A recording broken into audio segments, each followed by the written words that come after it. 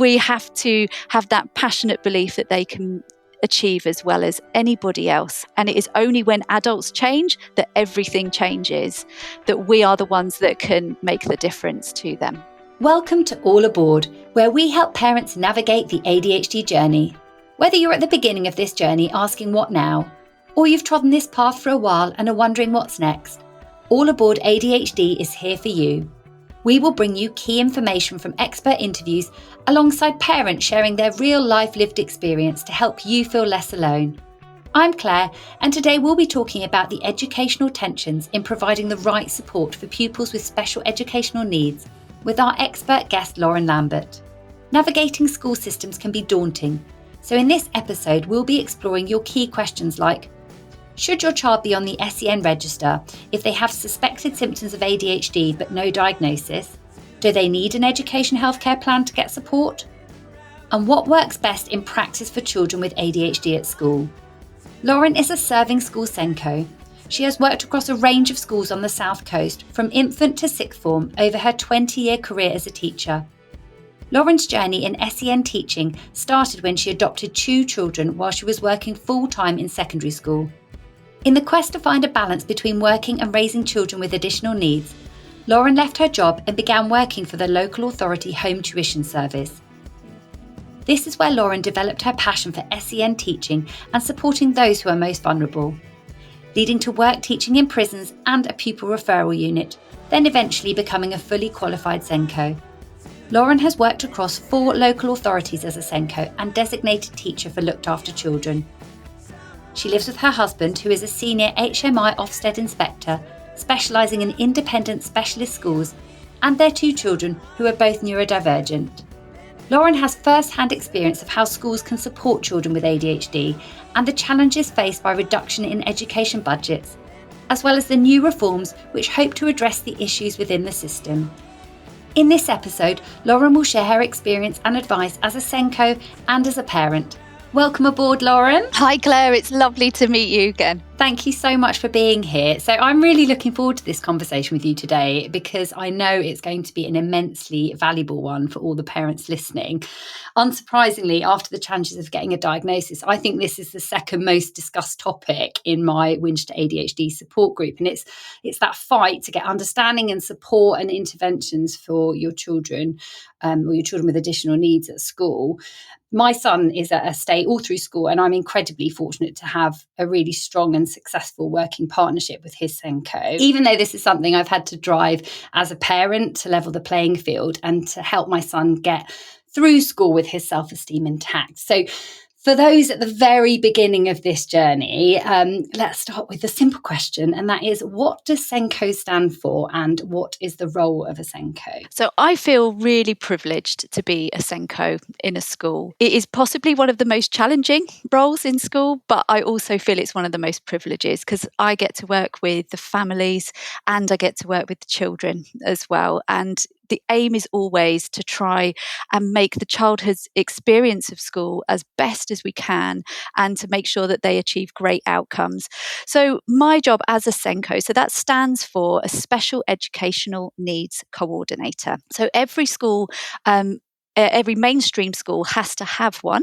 Special schools don't, but you also have to have a national accreditation as well to be a SENCO. So they are a senior leader that is within the school. And the key purpose of the SENCO is it is a strategic one. It is a strategic role. So parents will often find that the people that they talk to the most are probably the teacher, it might be their head of year, and the SENCO is sort of in the background in a lot of respects in making sure that the provision suits that child. So they make decisions over the provision for the individual child, but also for all SEN children across the school. And that influences the policies and the practice across the whole school. And like I said before, the key purpose of that is about SEN pupils making good progress, really. And that's what we want to see. So a SENCO also has to have a really deep and functional knowledge of the SEN code of practice.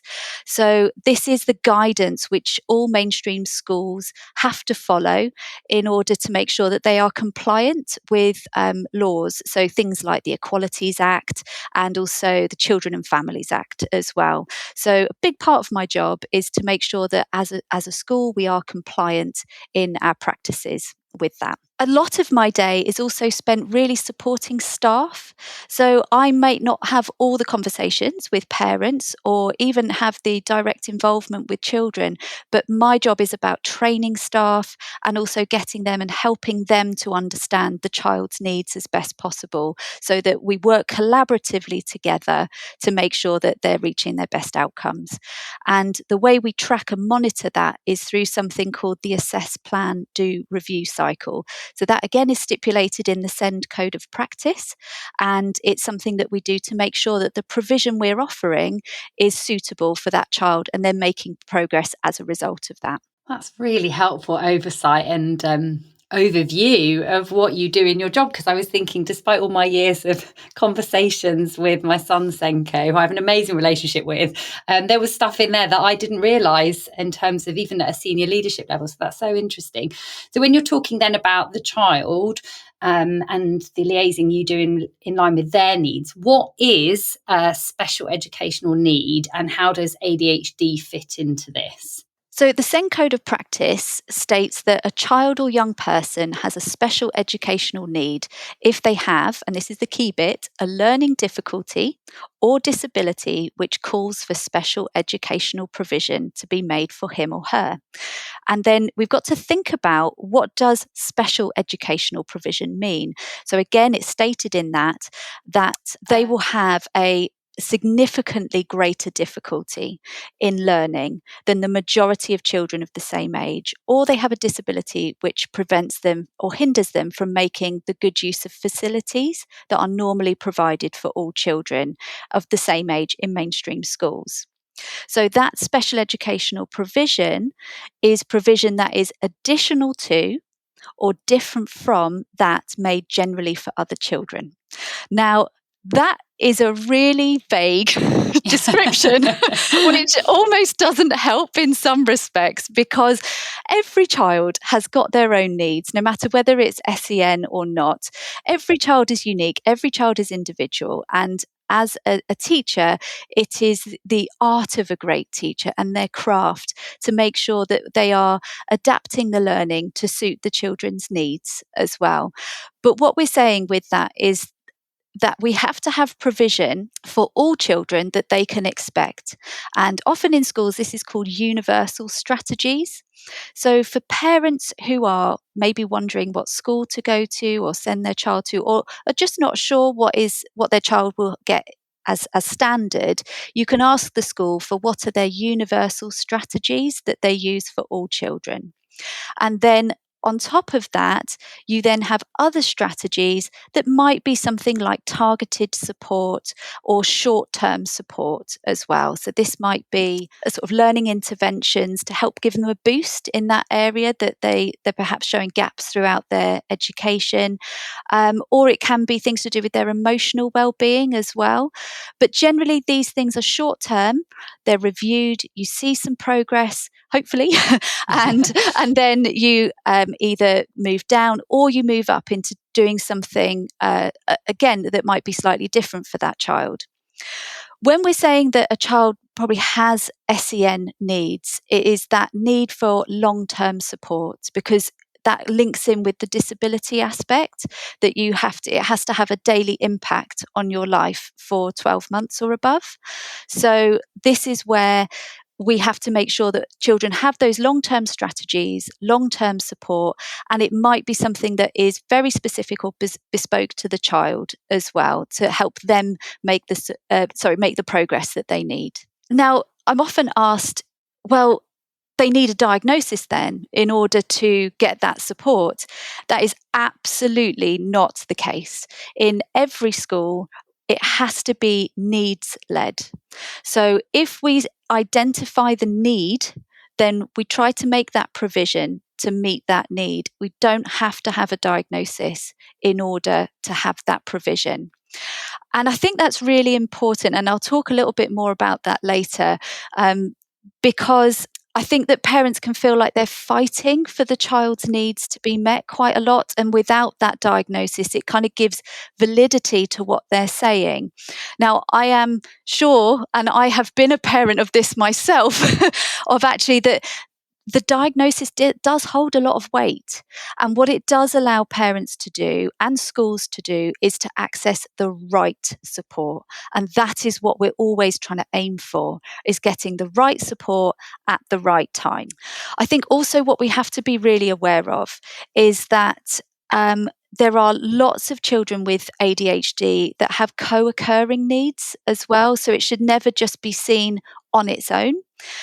For example, and I know you've discussed this in your previous podcasts around the sort of co-occurring needs with autism, dyslexia, and other mental health conditions as well. I think it's just fascinating that there was a study by the Duke University that found 2/3 of people diagnosed with ADHD also have traits of autism and vice versa. So I think as a profession and as schools, we need to kind of stop seeing it in these very specific categories and really look at all of those needs together to make sure that we are meeting all of those special educational needs. And I think that with the kind of ADHD diagnoses, it can be difficult for some people who aren't as aware of those needs to really understand, because how can you have sort of extremely rigid needs, a kind of rigid need for routines and structure, and then also have the difficulties in organising and maintaining that routine and structure? So that can be a really kind of complex situation to manage, not only for the young person, but for the teachers, for the parents, and for anybody else who's supporting that child. So I really advocate for looking at all the needs around the child and making sure that we're putting in provision that will help all of that together. That's so interesting. And I think a really, really, really important point for parents to hear, because you're right, diagnosis is important. It does hold a lot of weight. But the fact that this should be needs led means that if you are someone listening to this and you are in and on a waiting list, which may take sadly years, that doesn't mean that your child can't access support based on their needs at school. So thank you so much for clarifying that, because I think even just that for parents will give them some sort of strength to be able to approach school and to begin that conversation. So for parents listening, if they do have concerns about their children, say ahead of diagnosis, awaiting diagnosis, what should they do? So I think the first thing they should do with regards to education is to make sure that they are speaking to the person at the school that knows your child best. So that might be the class teacher, it might be a head of year, it could even be someone like an emotional support assistant as well, or even a teaching assistant. Is somebody that just knows your child and sees them in the range of contexts across the school as well. I'd also say that because ADHD is a medical condition, it's really important to get the support of health on board as well. But I'm going to focus really in talking about kind of school support and what you can do with that. So I would say that by raising those concerns, asking for a meeting, emailing, whichever is the best way to communicate with your child's school, to just discuss those and see how your child is presenting at school. I think what can be really frustrating is when parents go, I am seeing this at home. It's been a nightmare. They're having meltdowns at home. And then you go and talk to the school and they say, oh, but they're absolutely fine. You know, they're lovely in school. There's not a problem. And I think we've just all got to listen to what is being said, because some children are really good at masking.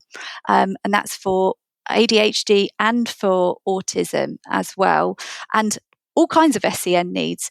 So listening to the parent is a really, really important step in understanding how we can support the child best. I think also sometimes it goes the other way. The teachers are saying, oh, you know, we're really worried, we're seeing all these behaviours in school, and then at home parents are saying, oh, they're absolutely fine. So it can be, you know, that's the kind of management that sometimes happen. And it's great when we can have a consensus that actually we are seeing these needs across different settings. And that is so important for when and if parents do decide to move forward with a diagnosis, because as a school, we have to identify where those needs are coming from. And because of the graduated response that we have to apply within school, which again is part of the SEN code of practice, and the assess plan do review, we have to try things first before you get to going down very formal routes. So that means having those universal strategies in place, trying different interventions to make sure that we have explored those things as well. For some children, it can be that there are environmental factors which are really impacting on their behaviour. And that's something that we need to take seriously and that we need to support families with as well to see if that makes a difference. If we know that the family are getting that support and they are doing all the things that they can, it is more likely that the child has an SEN need rather than it being an environmental need.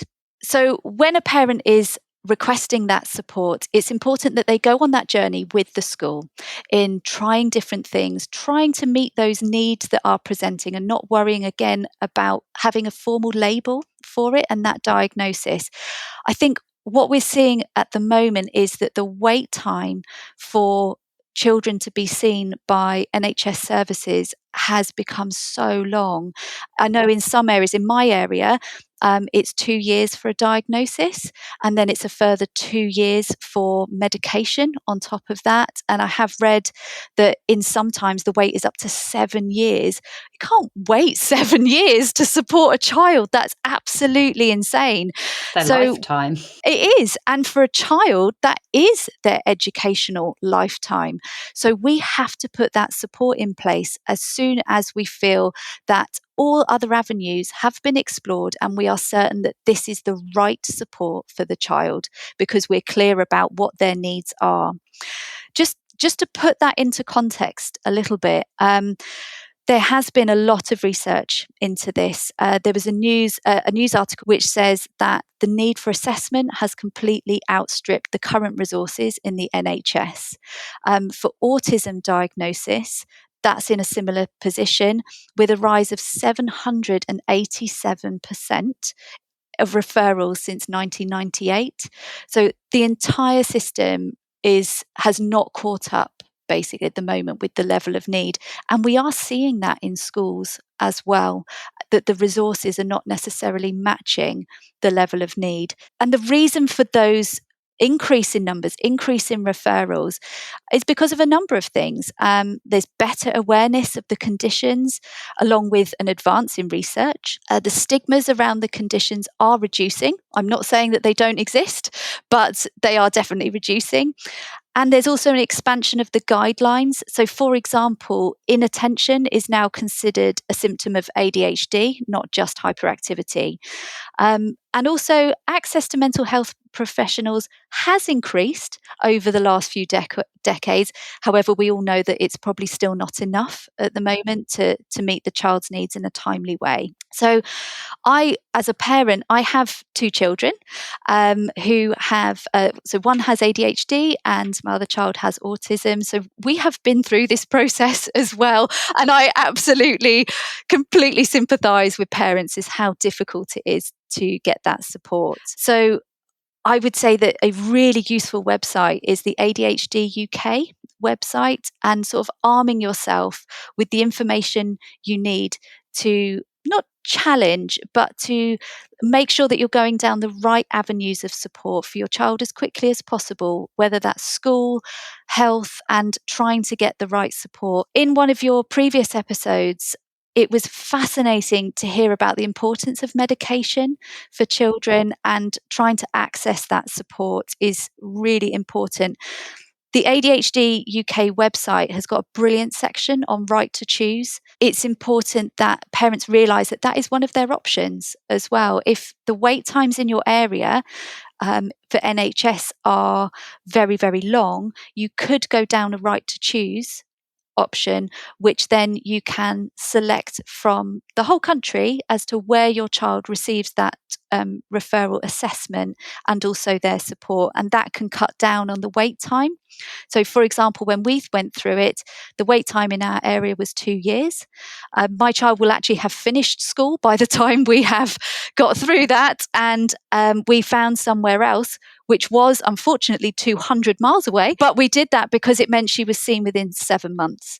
And that is a huge difference in a when it child's comes. life. Absolutely. And for parents who are going through this as well. And it makes such an impact on the educational outcomes for that child, is having the right support. So I would just really encourage parents to speak to the school, to have those meetings, and to understand what that process is in getting the support outside of school as well, to really bolster and support the child. I think the fact that you wear both hats in this is amazing for people listening, because you're sharing your expertise and wealth and years of knowledge working in this field, and you also understand the emotional toll and the exhaustion and the fight that comes Definitely for parents too. And I genuinely think that is a gift. So thank you for sharing both sides of this with us today. So for those who have been through that wait, or they've used Right to Choose, or they've gone down a private route and they have an ADHD diagnosis for their child, and that's something that has been presented to the school, should they automatically go on the SEN register? Or if not, if that's not automatic, how do parents then ensure, is that the right word, or check that this is happening for their child? So it comes back to, again, meeting the need and not the diagnosis. So it's having the right support. So with all schools, what normally happens is that if there is an identified need, they should go on the special needs register.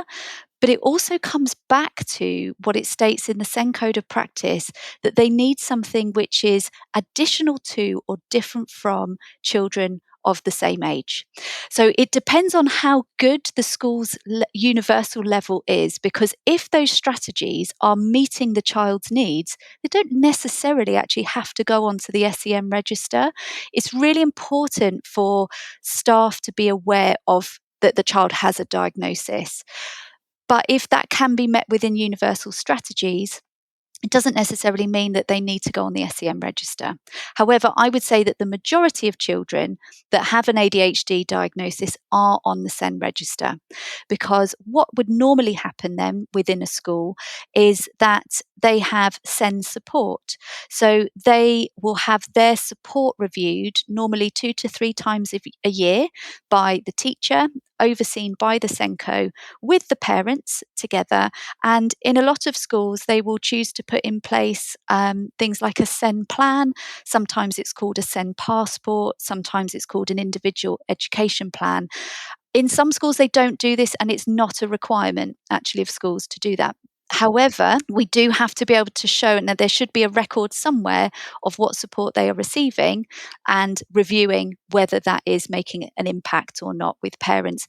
And that might be a conversation, for example, at parents' evening. It might be a phone conversation of just that communication and contact in keeping up with parents to make sure they're aware of what is in place for their child and whether it's making a difference. That's the key thing, is what impact is it having? That's really interesting, Lauren, if I can just interrupt you there, because I think I didn't realise that that's not necessarily a requirement to have those individual pupil plans or educational plans. I know everyone has a slightly different name for them, in place. So if, as a parent, because I know this is something that's come up in my ADHD support group, you have a child who has an ADHD diagnosis and they have needs, that's been demonstrated, but they discover that perhaps there isn't an individual pupil plan in place for their child, at that point, what should they be asking for? Should it be a case of, okay, going back to, right, well then what are, as you mentioned, what are the school's universal needs that are in place, and checking those first? And if those aren't sufficient, and again, I appreciate what you said, that not all schools will put these in place because it's not a requirement, but what should they do at that point? Because it is something that crops up quite a lot, where parents have received a diagnosis for their children, they're aware of needs. Those are conversations that have been had with school, but then they discover there's no actual kind of plan in place. So what happens then? It's all completely different depending on the school. And funny enough, we've actually been in that situation with our own child where we knew that they were receiving SEN support, but we just didn't know necessarily what that support looked like. I think most schools would be reasonable in putting a plan in place because it helps you clearly see what is going in place for that child, when it's been reviewed, what impact it's having. That is the assess, plan, do, review cycle. So I would just, if you're having issues with that with the school, that you can't necessarily see that, or if you've requested it and it's not being given to you, speak to the SENCO as well, but you can also speak to the school's SEN governor, because every school has to have a governor who oversees the special educational needs policies and practices within the school. So that's something first to raise with the school on an individual level. Through the IEP or the SEN support plan, it's really important to understand if the support is making an impact.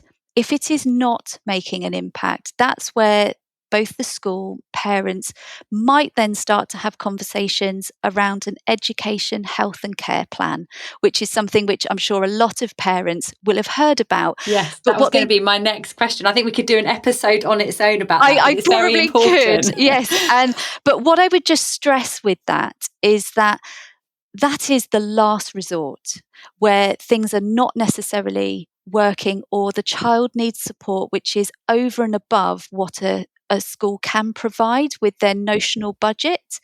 So that is, like I said, it is the last resort, and the focus should be about meeting the needs at a much earlier stage and monitoring that support cycle as well. Okay, that's interesting. So I'll go back just one step before we kind of dig into EHCPs a little bit, because I think that's really important.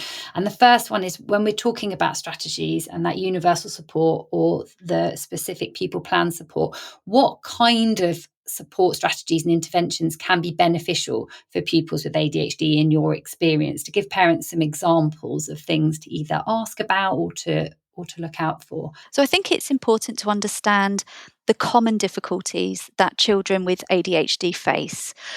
There's some great research out there. One person that's done some really interesting recent research in this is Abigail Russell, and they found that school absences are disproportionately high for children with ADHD, that they're more susceptible to bullying, social isolation, and have poorer educational outcomes. Sometimes children with ADHD also have low school attendance, and that is in part because of the suspensions which are used by schools as a disciplinary method to discourage harmful and disruptive behaviours, despite the evidence that actually they often have little impact. And so we've got to, as a profession, really understand what the child's needs are.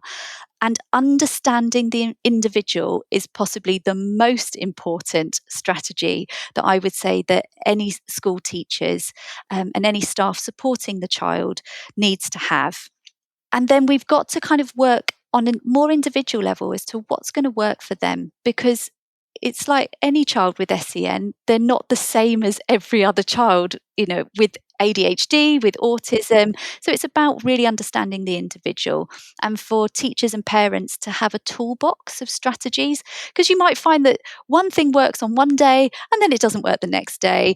And that doesn't mean to say it won't work the day after that. It's just about having strategies that we can all try with children to help them achieve their best.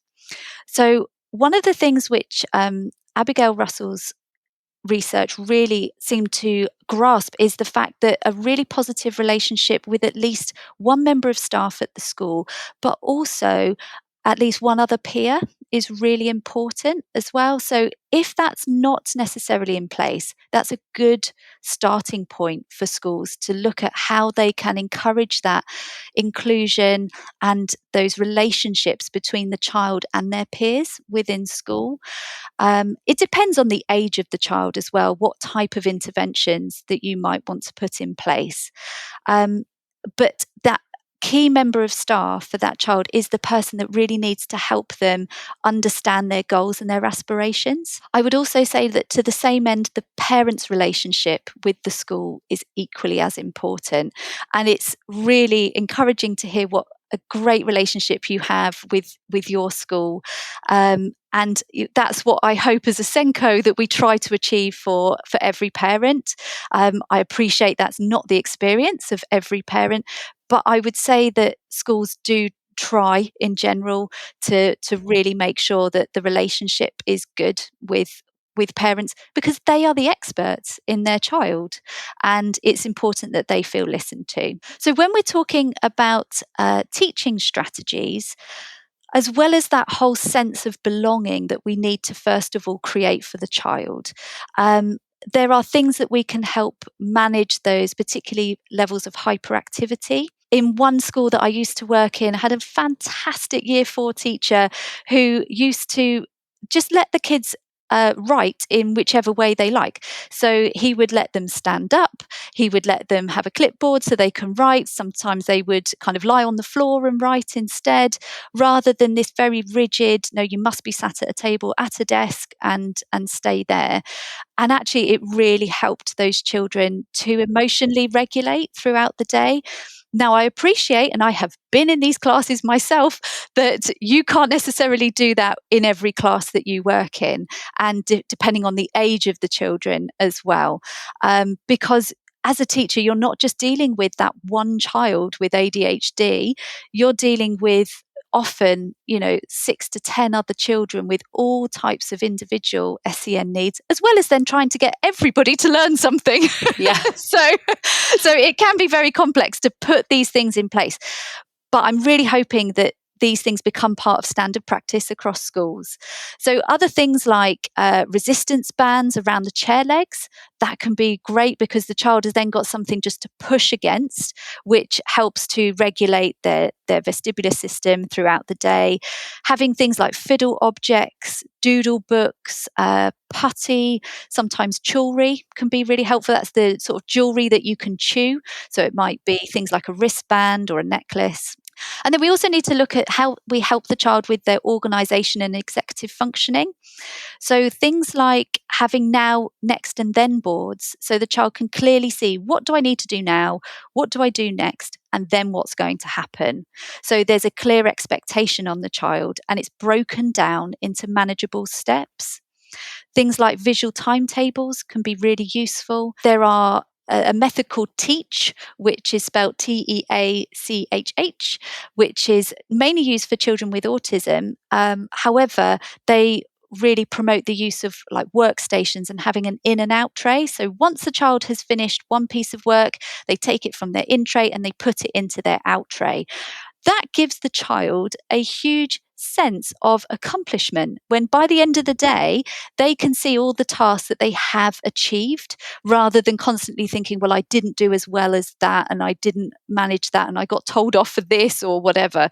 So it's about giving them a really visual system of recognizing what they have achieved and what they've done, and also what to do next. That's really positively reinforcing it for them as well, isn't it, in such a visual way? Absolutely. I think also, just with that, there are apps that you can access as parents. So there's a great one that I've been using with my daughter called Goblin Tools, which is free, and it helps break down the tasks for children. So for example, at home, she really struggles with her executive functioning. Tidying her room is horrendous and is always a massive source of stress and tension within the house. And what Goblin Tools does is it creates a list and breaks it down into very small, manageable chunks.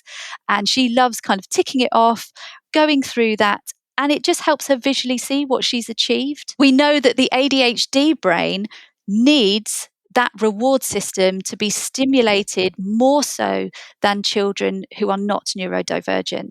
So it's so important that we give that sense of success, praise, reward, and achievement more rapidly throughout the school day than maybe other children of the same age. Speed's quite key there, isn't it? That's a conversation I have a lot with, again, my son's SENCO, the speed with which these these moments of reward and recognition are delivered, because they have to be able, the ADHD child in that very now or not now way has to be able to link that praise or reward or recognition to what has just happened in that moment. And so what schools might use is something like a token reward system. So for anybody else, that's like a sticker chart.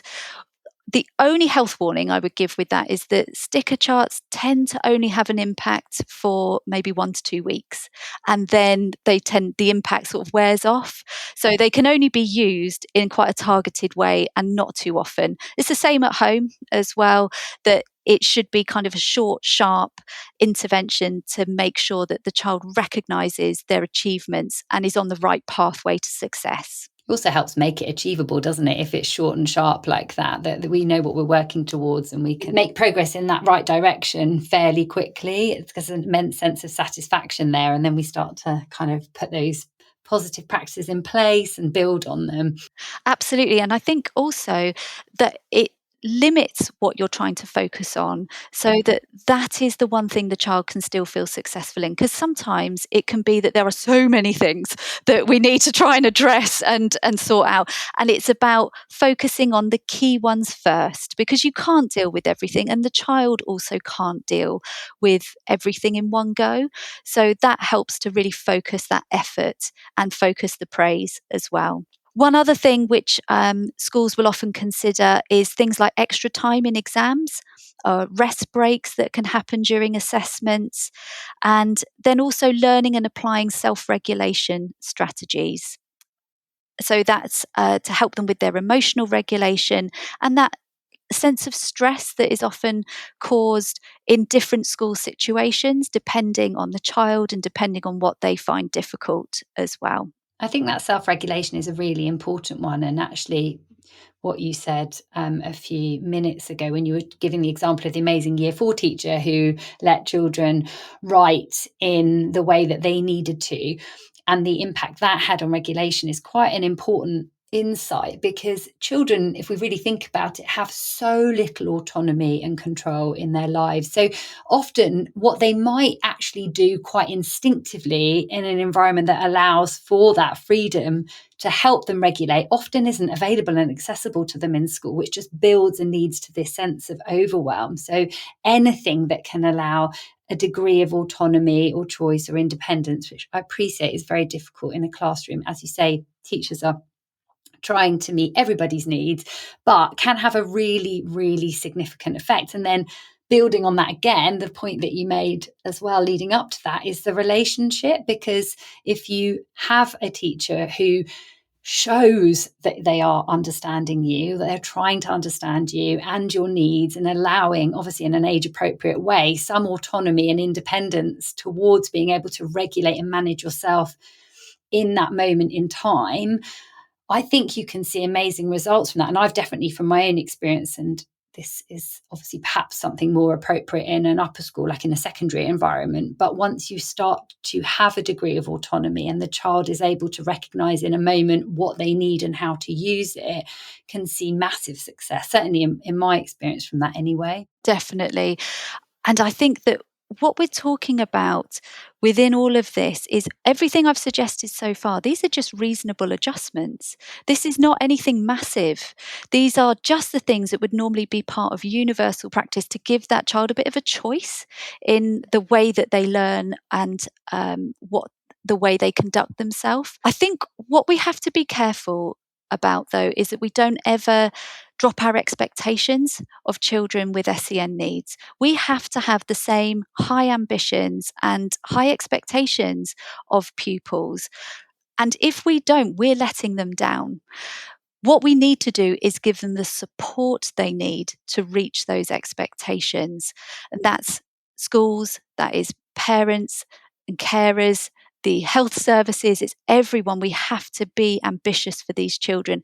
That means not using their diagnoses as an excuse for things as well. And I realise how controversial that might sound, but we have to be ambitious for them and make sure that they've got the adjustments in place to allow them to be successful as well. I'm training with ADCA at the moment, and they talk about explanation versus excuse. And I think there is an important differentiation there, isn't there? Because it is necessary that diagnosis and needs are used as an explanation. But I think with that comes a degree almost of responsibility on all parts, including the child themselves, and then us as adults and teachers and SENCO to create a supportive environment within which they can achieve their potential, in which they can thrive. So we're giving them the skills and the support in whatever way is necessary for their needs to be able to achieve that. And I think that's so important. I think also that comes with a huge amount of tensions,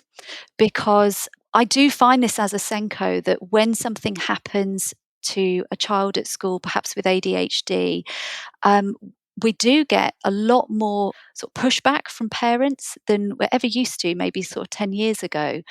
And I'm constantly encouraging parents as well to realise that the boundaries that we're trying to put in place for children are there to help them try and be as successful as possible when they leave school as well. Because if children think it's okay, I've got ADHD, I can behave how I like because this is how my brain is wired, we are letting them down. And we still have to give them that very sort of warm, strict approach as well tends to work in having those boundaries in place, but gently and encouragingly, and having that unconditional positive regard for the child is so important. Believing in them, know that they can be better than where they are now, so that they can feel as successful as possible.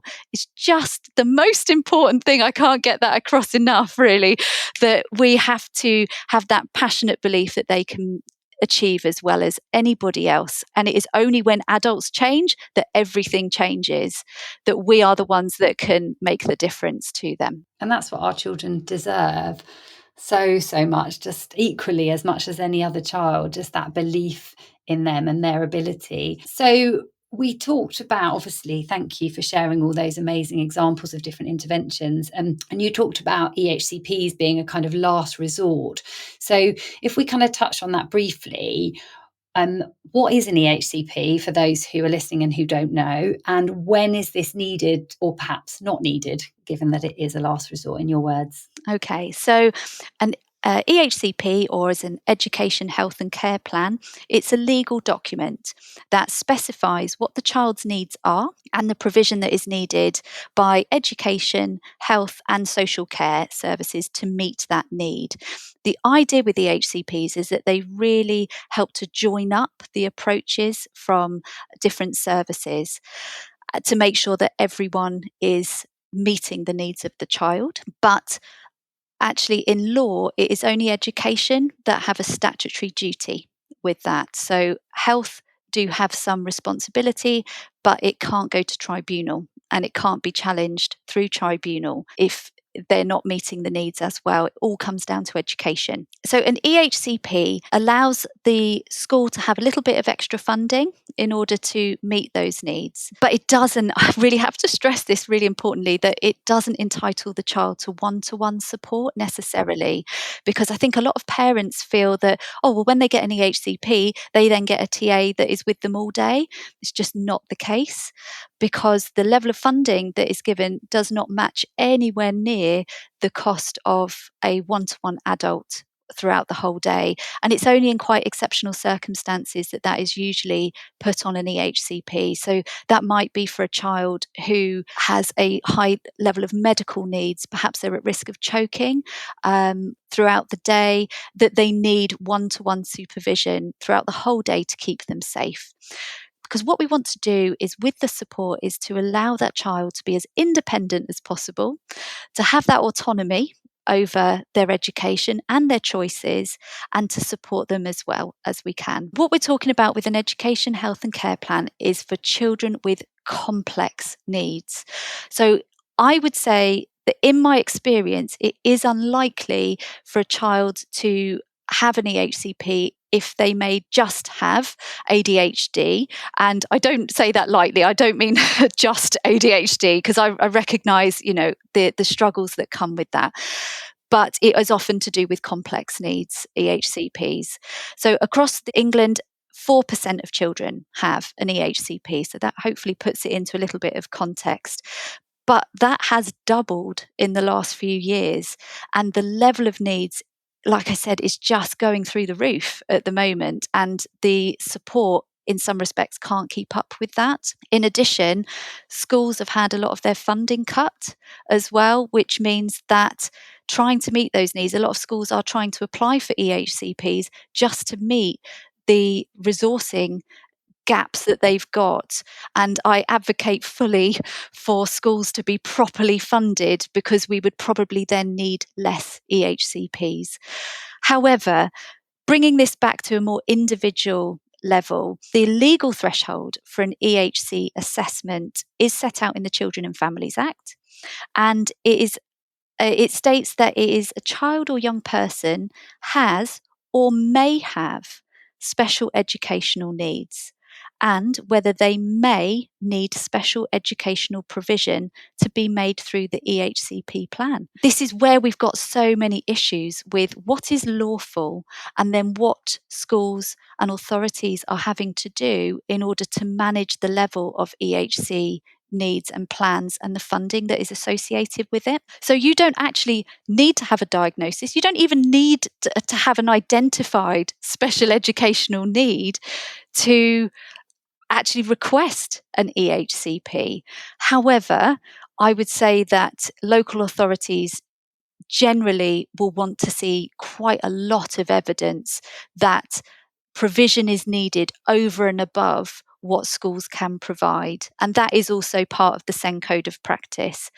I would really encourage parents to have a look at the IPSEA website, which is spelled IPSEA, and that is free legal advice around EHCPs for parents, because they have things like template letters, other sorts of advice that you can help to understand your way through that. In addition, there should in every authority be an independent advice and support service for parents, which is often called SENDIAS.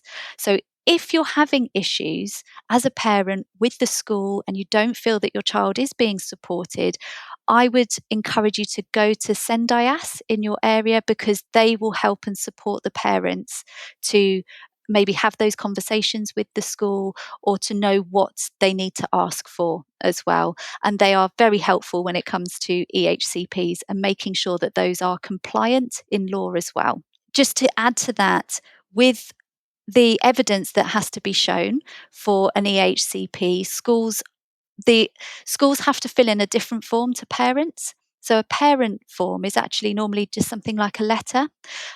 For schools, this does vary across different authorities, but it is an extremely large document that has to be sent off. And that would usually include all of the interventions, provisions that the school has got evidence of to show that they've been trying to meet the child's educational needs.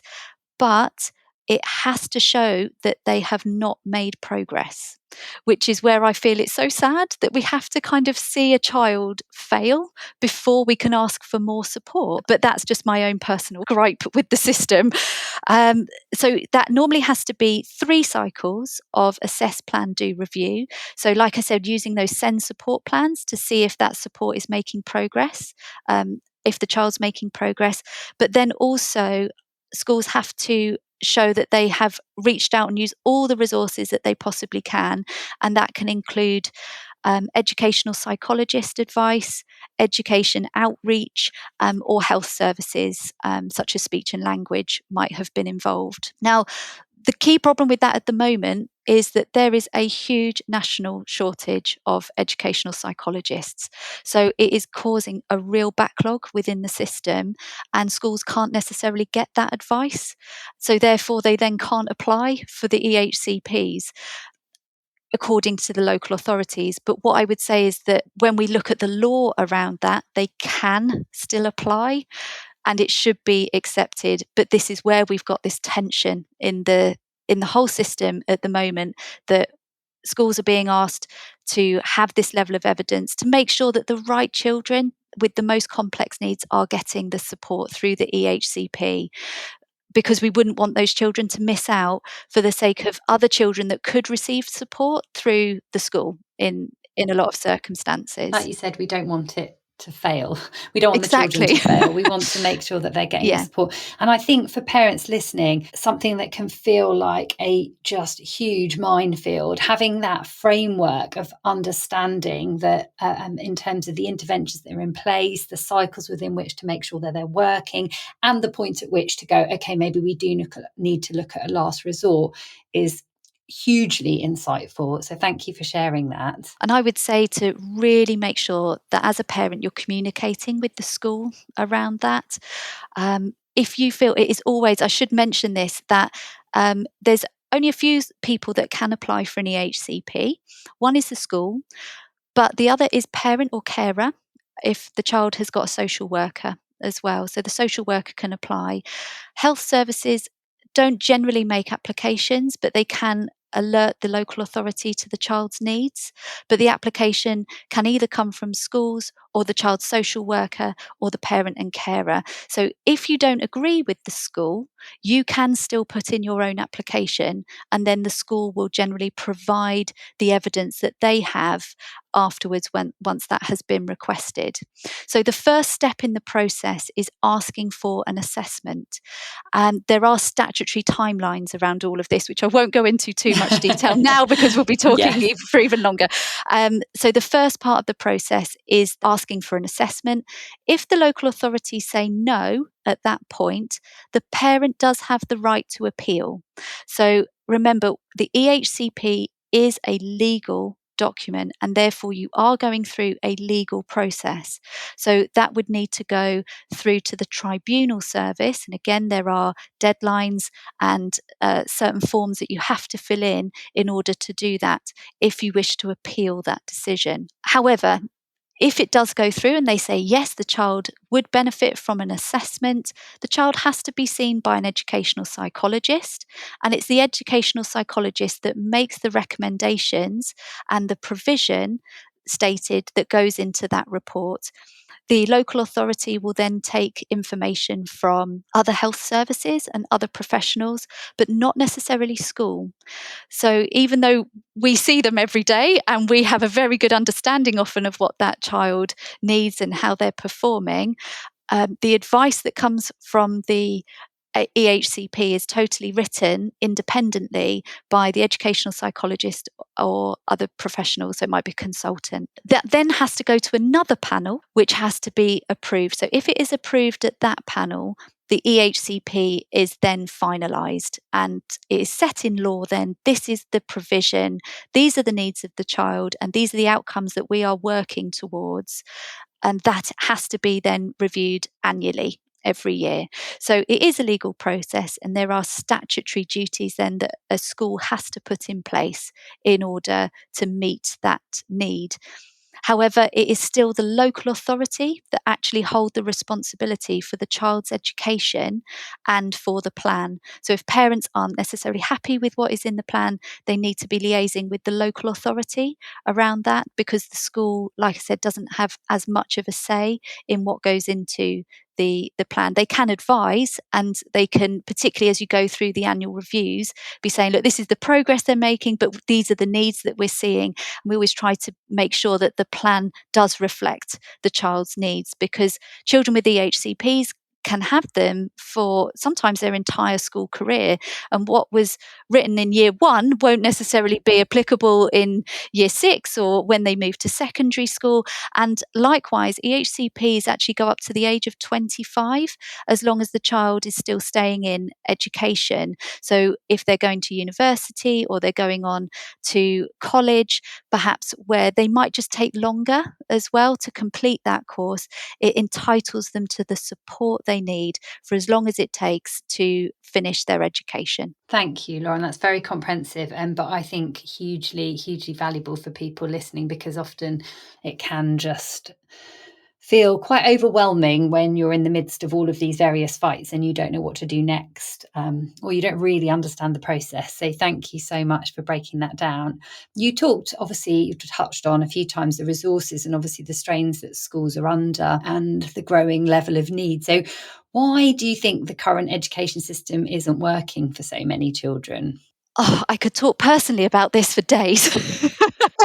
um, and I also appreciate the kind of, the oxymoronic position that puts me in as a parent and as somebody who is working within the education system. Um, but there was a really interesting government review that happened in 2022, a whole review of SEN provision across the nation.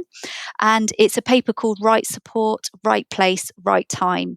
And what they found is that, first of all, navigating the SEN system and alternative provision is not a positive experience for too many children, young people, and their families. The outcomes for children and young people with SEND or in alternative provision are consistently worse than their peers across every measure.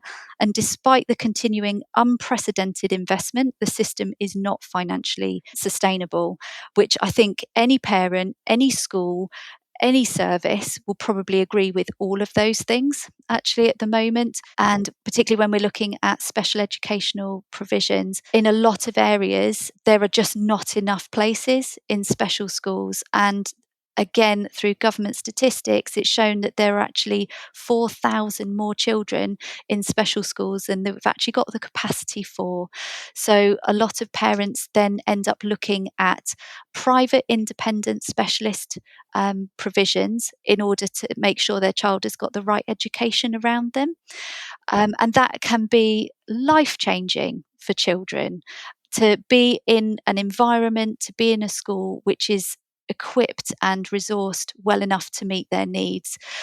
I feel that most children's needs should be able to be met in a mainstream school, but there are going to be children where it's not going to be right for them. And as parents, we have to have that option that we can send a child to a school which is going to be able to meet their needs with the right resources as well. To finish on this amazing conversation, because it's just been so enlightening and insightful, and I know you're going to have helped so many people. What one piece of advice would you like to leave parents listening to help them feel less alone on this ADHD journey? The piece of advice I would give is you are the expert in your child.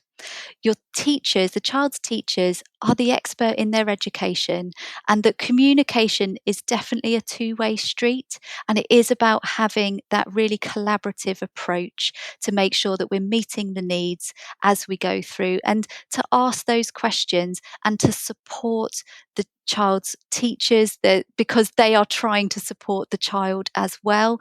But also, if you don't feel that that is being met, is to really educate yourself as a parent as to what can be done, what things might work, and to bring those solutions to any conversation that you have, and to just love the journey as well. It can be really, really hard, but this is what makes our children so special, and they will change the world. So I just feel like let's all keep going on this together.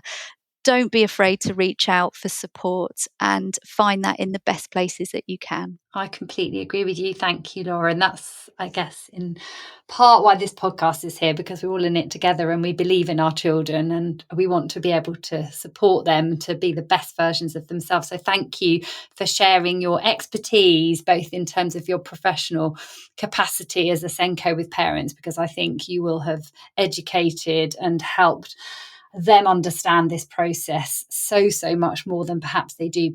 Specifically, I'm thinking about those at the beginning of this journey, but also bringing in that insight and personal experience that you have as a parent of two neurodivergent children. So thank you for your time today, Lauren. No, thank you so much. And just as a professional and as a parent, I am so grateful for this podcast as well, because I've learned so much from listening to it. And I keep telling everyone about it because it is just such great quality advice. And I really hope that things like this will make a difference to parents and, most importantly, to the children that we love and care for. Thank you, Lauren. Absolutely. I'm a mum, you're a mum. That's why we do this stuff. So, yes, thank you very, very much. If you'd like to learn more about SENCO and special educational needs, then please do check out our show notes below for more information. Or if you'd like to find out about how I can help support you and your children with personalised ADHD coaching, then please do head to allaboardadhd.com. You can also find me on Instagram at allaboardadhd.